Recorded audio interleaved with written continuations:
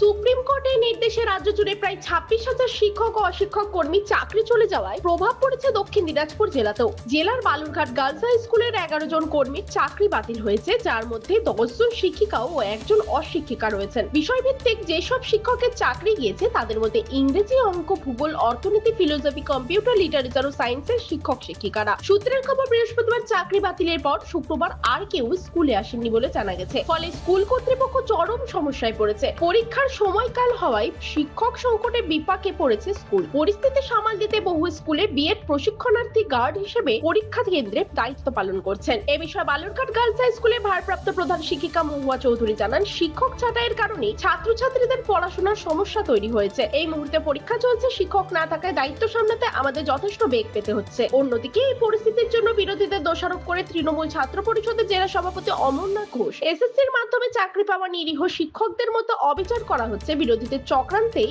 এই বিপর্যস্ত। এ বিষয়ে বালুরঘাট গার্লস হাই স্কুলের ভারপ্রাপ্ত প্রধান শিক্ষিকা মহুয়া চৌধুরী কি বলছেন শুনবো।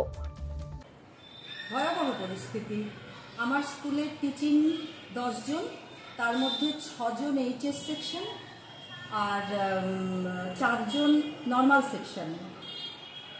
একজন নর্মাল সেকশনের, একজন হচ্ছে বাংলা, বাকি সবাই পিওর সায়েন্স গ্রুপের, প্লাস একজন নন টিচিং, তিনি মেট্রন। 11 জন টিচিং নন টিচিং মিলিয়ে 11 জন একটা স্কুল থেকে চলে যাওয়া মানে সেই স্কুলটার মেরুদণ্ডটা ভেঙে পড়া। আমার স্কুলে পিওর সায়েন্সের কোনো টিচারই থাকবে না।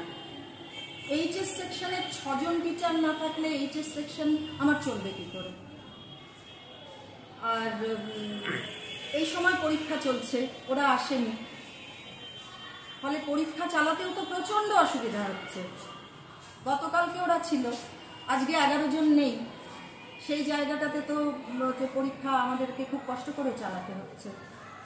পরীক্ষা তো আর ঘর ফাঁকা রেখে টিচার নেই, বাচ্চারা দেখাদেখি করছে, সেটা তো হবে না। ফলে আমাদের যে কয়েকজন এক্সিস্টিং টিচার রয়েছেন তারা আমরা সব ঘরে গিয়ে আমাদের চাপ করছে, তার ফলে আমাকেও ছোটাছুটি করতে হচ্ছে। ওই খাতাগুলি কে দেখবে? ভীষণ বড় সমস্যা এটা। রায়কে দেখবার ক্ষমতা বা সে সম্পর্কে বলাটার তো অধিকারই আমাদের নেই। তবে আমি এটুকু বলতে পারি, আমার সহকর্মীরা যে 11 জন, তাদেরকে আমি বিদ্যালয় প্রধান হিসাবে গত 6 বছর ধরে দেখছি।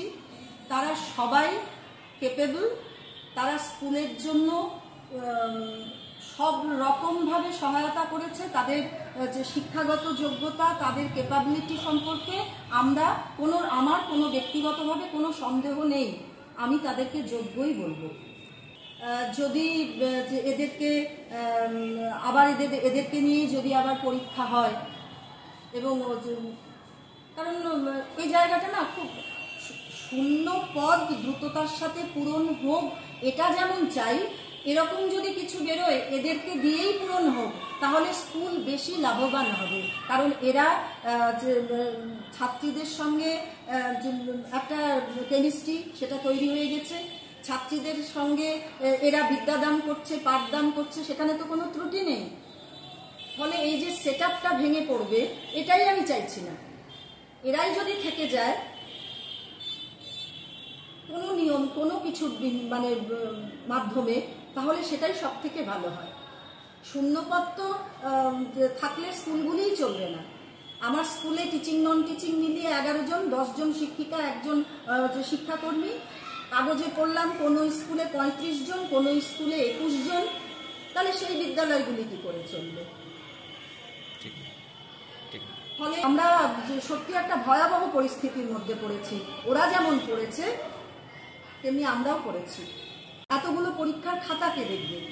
নিশ্চয়ই বাংলার দিদিমণি যে আছে তার ঘরে গিয়ে আমি অঙ্কের খাতা, ফিজিক্যাল সায়েন্সের খাতা চাপিয়ে দিব না।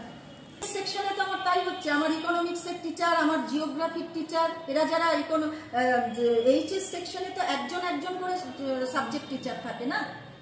তাহলে একজন ইংরাজির টিচার, বোনাফাইড এইচএস সেকশনের ইংরাজির টিচার, বোনাফাইড ইকোনমিক্সের টিচার, জিওগ্রাফির টিচার, ম্যাথের টিচার, ফিলোসফির টিচার, তারা সবাই 2016 সালের শিক্ষিকা ছিল। তাহলে যারা এক্সিস্টিং ক্লাস 11-এ পড়ছে তাদের ক্লাসগুলো কি করে চলবে? পাশাপাশি তৃণমূল ছাত্র পরিষদের জেলা সভাপতি অমরনাথ ঘোষ কি বলছেন শুনে নেব একবার। প্রথমত এটা এসএসসির বিষয়, এটা এসএসসি একটা অটোনমাস বডি, তারা যা ডিসিশন নেওয়ার নেবে এবং প্রত্যেকটা স্কুলে তার ম্যানেজিং কমিটি রয়েছে এবং জেলার এসএসসির বা এই টিচারের ব্যাপারে বিষয় দেখার জন্য ডিআই রয়েছেন। আমি শুধু একটা কথাই বলবো যে আজকে এই 26,000 লোকের চাকরি গেল কেন? বিকাশবাবু নিজেদের রাজনৈতিক ফায়দা তোলার জন্য তিনি যখনই কোনো নিয়োগ প্রক্রিয়া হন তখন তিনি গিয়ে হাইকোর্টে গিয়ে মামলা করেন এবং তিনি প্রত্যেকবার পশ্চিমবঙ্গে মমতা বন্দ্যোপাধ্যায় যখনই কাউকে সরকারি চাকরি দেওয়ার চেষ্টা করেন বা সরকারি চাকরি যখনই হয় তিনি প্রত্যেকবার মানুষকে না খেতে যেতে পায় তার জন্য তিনি গিয়ে সেই চক্রান্ত করে প্রত্যেকবার গিয়ে হাইকোর্টে গিয়ে মামলা করেন। আমরা জানি, আমি নিজে একজন আইনজীবী হিসেবে জানি যে প্রিন্সিপাল অফ ন্যাচারাল জাস্টিস বলে বিষয়টা হচ্ছে মানে একজন অপরাধী ছাড়া পেয়ে যাক কিন্তু কোনো বেকসুর জন্য না হয়, পানিশমেন্ট না পায় বা সাজা না পায়। সেক্ষেত্রে আমরা দেখলাম যে 26,000 লোক তো কেউ ছিল না।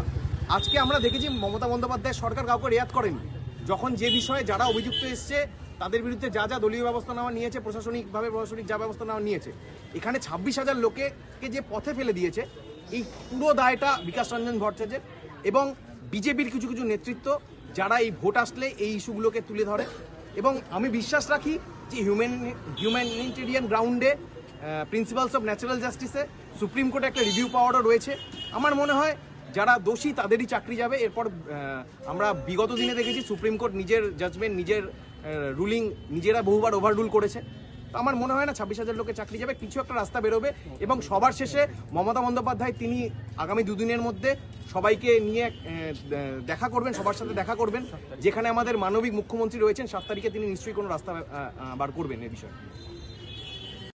তবে হাইকোর্টে যে তালিকা জমা পড়েছে তার ভিত্তিতে দক্ষিণ দিনাজপুর জেলায় 511 জন শিক্ষক এবং 70 জন অশিক্ষক কর্মীর নাম আছে যাদের চাকরি বাতিল হয়েছে। শিক্ষক ঘাটতিতে আগামী দিনে পড়ুয়াদের শিক্ষা ব্যবস্থা যে আরো বিপন্ন হতে চলেছে তা বলাই বাহুল্য। দক্ষিণ দিনাজপুরে বালুরঘাট থেকে নিজস্ব প্রতিনিধি রিপোর্ট, টাইমস 14 বাংলা।